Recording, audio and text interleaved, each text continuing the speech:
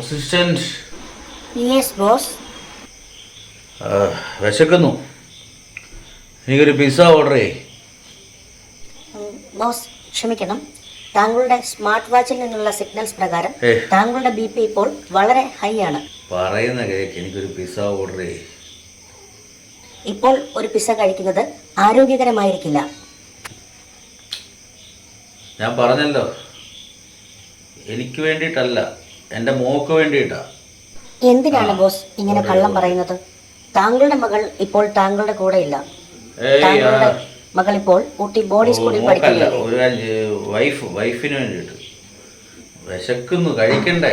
വൈഫിന്റെ social media status പ്രകാരം അവരൊരു ക്ലബിലെ പാർട്ടിയിൽ പങ്കെടുക്കുകയാണ്.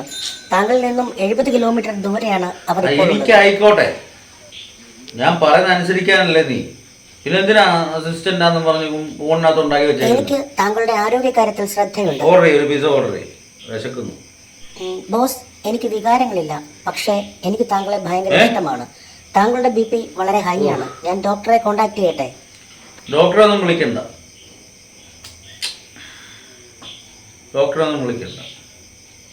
നീ എനിക്കൊരു പിസ്സ ഓർഡർ ചെയ്യും.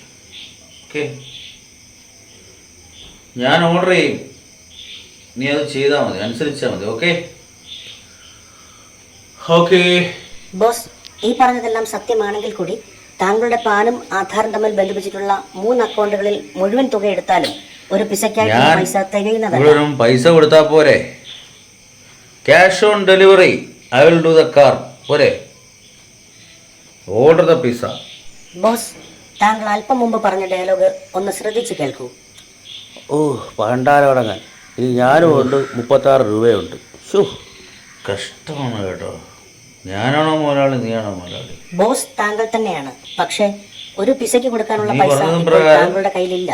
ഇതാണ് എൻ്റെ അക്കൗണ്ടിൽ 3 അക്കൗണ്ടിൽ എല്ലാം കൂടെ ചേർത്തിട്ട് 12 രൂപ 60 പൈസയുണ്ടല്ലേ? ശരി, അതിന് കിട്ടുന്ന എന്തോ ഉണ്ട്. ആ തുകയ്ക്ക് ലഭ്യമാക്കാൻ സാധിക്കുന്ന ഒരേ ഒരു സാധനം എലിവിഷൻ മാത്രമാണ്. എന്നാ അതൊരെണ്ണം ഓർഡർ ചെയ്യും. യെസ് ബോസ്, ഞാൻ ഓർഡർ ചെയ്യാം. അസിസ്റ്റന്റ് താങ്കളെപ്പോലൊരു ബോസിനെ നഷ്ടപ്പെടുത്തുന്നതിൽ